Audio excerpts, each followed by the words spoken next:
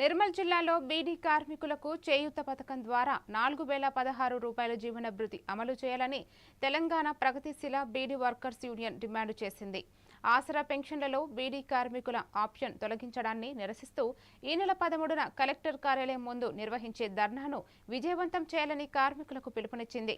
జిల్లా కార్యదర్శి కె రాజన్నతో పాటు పలువురు నాయకులు ప్రచార కార్యక్రమంలో పాల్గొన్నారు.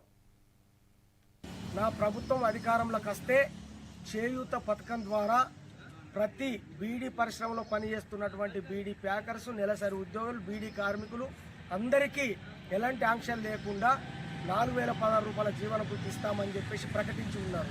దాదాపు ఇప్పుడు 28 నెలల ప్రభుత్వ పాలన నడుస్తూ ఉన్నది.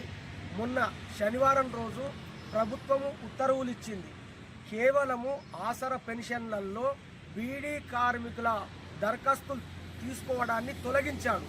కేవలము బోధకాలు, డయాలసిస్, ఒంటరి మహిళ, వితంతు, విధవలకు దాదాపు 7 రకాల వాళ్ళకే దరఖాస్తులు చేసుకోవాలని చెప్పేసి ప్రకటించడం జరిగింది. అందులో బీడీ కార్మికులు ఆసరా పెన్షన్ నుంచి బీడీ కార్మికులను తొలగించిండు.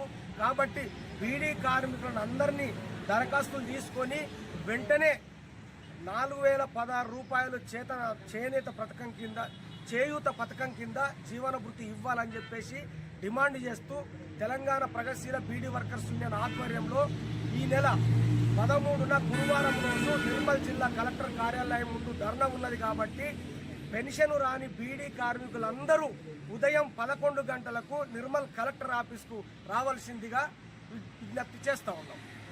అర్హులైన వారందరికి జీవన భృతి, అర్హులైన వారందరికి జీవన భృతి. 13న జరుగు ధర్నాను, 13న జరుగు ధర్నాను. నా ప్రభుత్వం అధికారంలోకి వస్తే చేయూత పథకం ద్వారా ప్రతి బీడీ